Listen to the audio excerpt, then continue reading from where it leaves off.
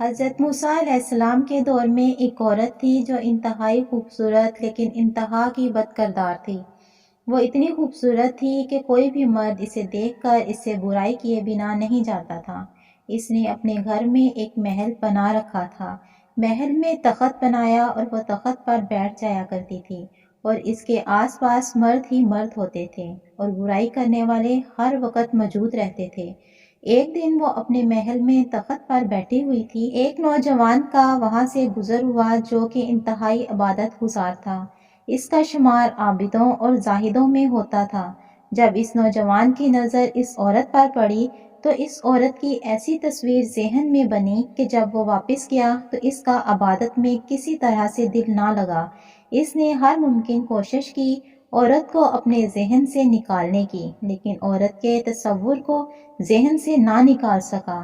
جب کسی طرح بھی کامیاب نہ ہو سکا تو اس نے اتنی رقم جمع کی جتنی رقم میں وہ عورت مرد کو اپنے پاس آنے دیتی تھی۔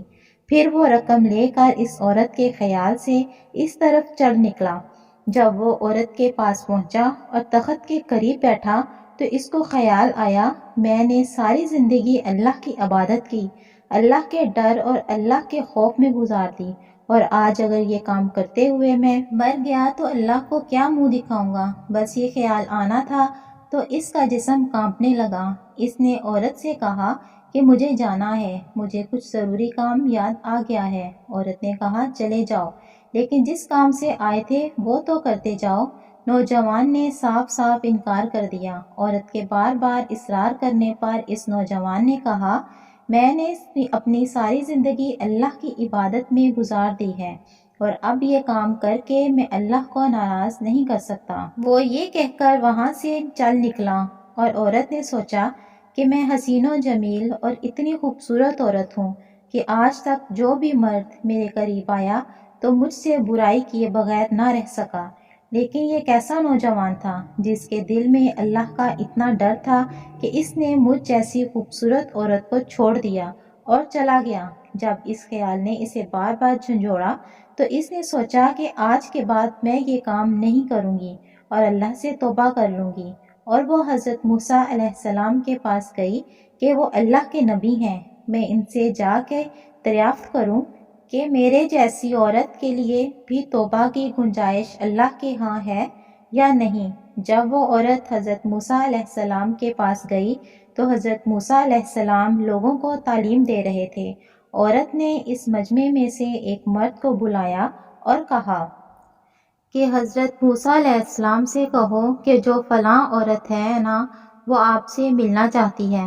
اس بے وقوف نے بھرے مجمع میں جا کر کہا کہ اے موسیٰ، فلاں آپ سے ملنا چاہتی ہے۔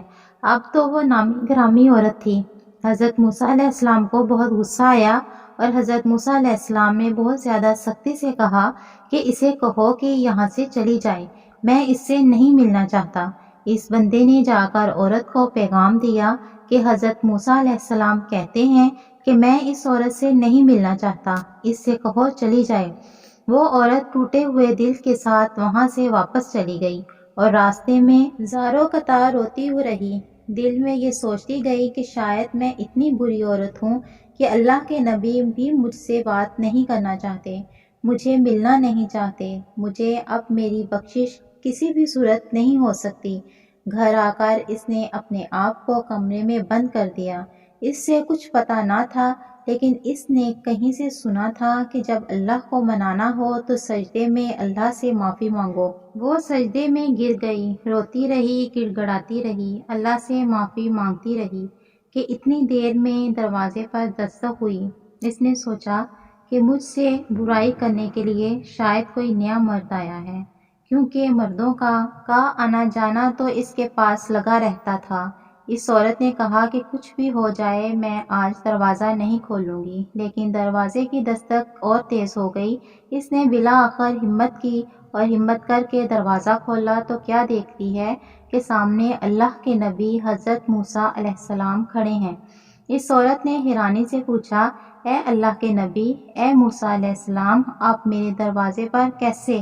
حضرت موسیٰ علیہ السلام نے فرمایا کہ دراصل جب تم میرے پاس آئی تھی تو میں لوگوں کو تبلیغ کر رہا تھا اور میں نے خود تم سے ملنے سے انکار کر دیا تھا، لیکن تم چلے گئی۔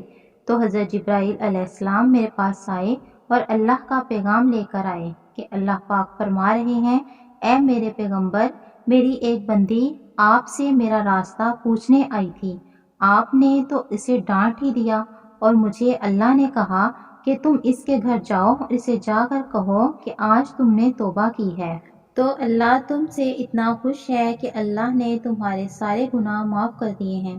اگلے دن اس عورت نے سوچا کہ اب میرا اس بستی میں رہنا بالکل مشکل ہے، کیونکہ یہاں پر اگر میں رہتی ہوں تو تمام لوگ مجھ سے برائی کرنے کے لیے آئیں گے، جبکہ میں نے توبہ کر لی ہے، تو مجھے اس بستی کو چھوڑ دینا چاہیے۔ چنانچہ اس عورت نے اس بستی کو چھوڑ دیا اور اس نوجوان کو تلاش کیا جس کی وجہ سے اس نے توبہ کی تھی۔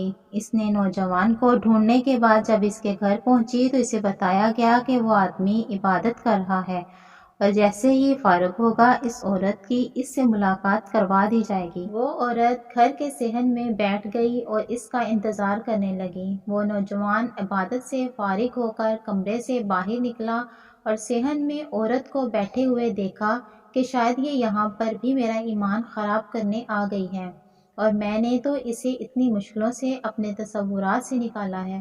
وہ نوجوان وہیں پر گرا اور اس کی وفات ہو گئی۔ عورت نے اس نوجوان کے گھر والوں کو بتایا کہ پہلے میں ایسی تھی، یہ نوجوان میرے پاس آیا تھا اور اس کی صحبت کی وجہ سے مجھے توبہ کی توفیق نصیب ہوئی۔ میں نے اپنی پہلے والی زندگی سے توبہ کی ہے اور میں یہاں اس سے ملنے آئی تھی کہ شاید یہ مجھ سے نکاح کر لے۔ اسے بتایا گیا کہ اس کا ایک اور بڑا بھائی ہے، اس سے پوچھ لیتے ہیں، وہ اگر آپ سے نکاح کر لیتا ہے تو ہمیں کوئی اعتراض نہیں ہے۔ علماء کرام لکھتے ہیں کہ اس عورت کی شادی اس نوجوان کے بڑے بھائی سے کر دی گئی، اور اللہ نے اس عورت کو سچے دل سے توبہ کرنے کا صلہ یہ دیا کہ اس عورت کو 7 بیٹے عطا کیے، اور وہ 7 کے ساتھ بنی اسرائیل کے بہت بڑے ولی گزرے ہیں۔